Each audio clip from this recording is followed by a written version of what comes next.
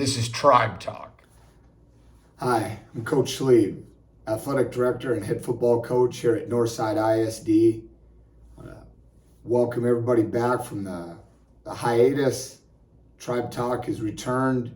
We hope that everybody had a Merry Christmas and a Happy New Year. And it's at this time, you start that second semester, that a lot of the college football programs have just wrapped up. The junior college, Division III, NAIA, Division II, the FCS, they've all played and crowned their national champions. They are at the point of this Tribe Talk in the college football playoff where there's 4 teams left. And it's a unique setup where Nick Saban has had such a strong influence in who is still playing.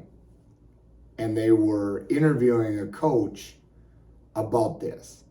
And the coach tells this story, and it probably was fitting for all of the coaches that were still competing, and said that they were off on a fishing trip and they see this boat across the way, and on this boat there's a fisherman, and he's just catching what seemed like monster fish after monster fish, and he's reeling the fish in and looking at the fish and tosses it back in the water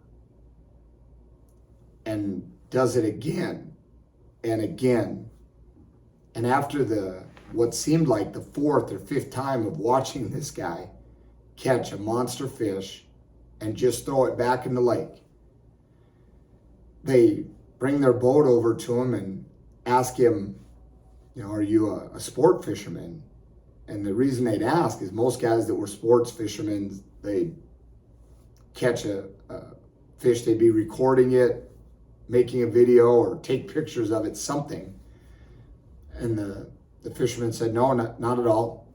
And they said, well, what are you doing? We see you throwing these fish back that most people would not only keep, they'd mount. And he said, well, I was just coming out here to get something to eat. And he said, well, why do you keep throwing these fish back then? He said, well, my frying pan's only this big. And the coach sat there and thought about it. Now, obviously, it's not a story about fishing. It's not a story about cooking what you catch. It's a story about our perception and how many of us limit our lives because we say to ourselves, well, my frying pan's only this big, and if something doesn't fit, I just move on.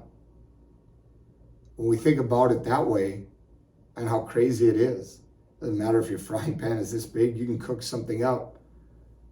But we put these self-imposed limitations on ourselves.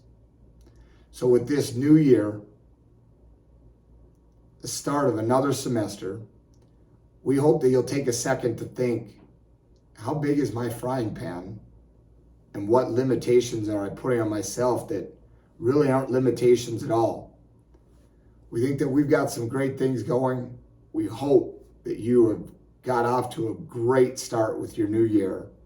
And we want you to take this simple thought. How big is your frying pan and why is it that size? We thank you for tuning in and we hope that you have a great day.